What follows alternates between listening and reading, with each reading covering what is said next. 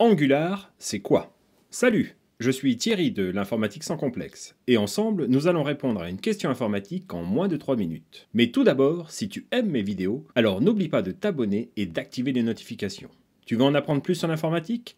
Alors regarde dans les commentaires, tu trouveras un lien pour recevoir gratuitement le premier module de ma formation sur le cloud computing.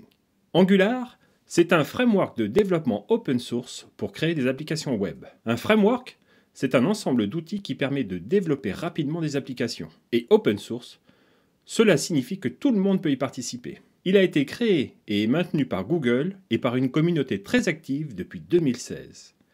Il s'inspire du framework AngularJS, également lancé par Google et qui lui date de 2009. Angular est basé sur une architecture MVC, modèle vue contrôleur, c'est-à-dire que l'on sépare les données, le modèle, la représentation graphique, la vue, et les traitements, le contrôleur. Cette architecture présente l'avantage d'une maintenance plus facile du code écrit.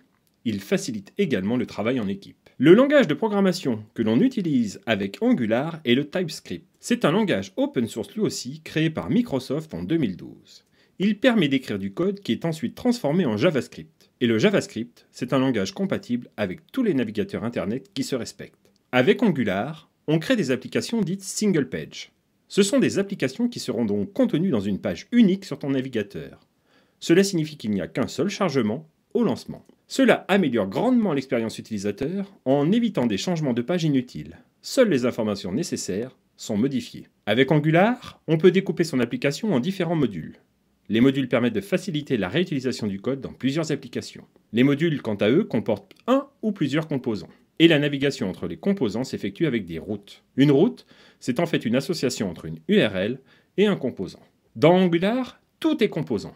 Pour faire simple, un composant, c'est une balise HTML totalement personnalisée. C'est un élément de ton application que tu vas pouvoir réutiliser partout où tu le désires. Il va comporter la vue, la représentation graphique et le traitement, le contrôleur dans le modèle MVC. Ce qui est pratique, c'est qu'un composant peut utiliser d'autres composants. Par exemple, dans un site de e-commerce, tu vas pouvoir définir un composant qui affiche la liste de tous les articles disponibles.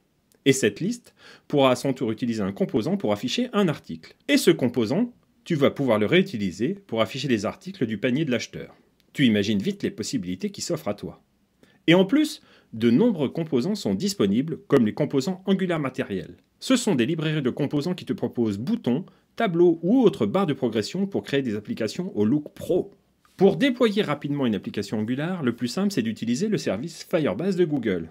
Tu te souviens? Je t'en ai déjà parlé dans une autre vidéo. C'est un service de cloud computing qui te permet d'héberger ton site et donc ici ton application Angular. Et en plus, il va te permettre de conserver tes données dans des bases Realtime ou Firestore. Et si jamais tu as des fichiers à traiter dans ton application, tu pourras utiliser le storage Google Cloud. C'est un service de stockage objet, un peu comme le S3 de AWS. Avec Google Firebase, tu peux commencer gratuitement sans dépenser un seul centime.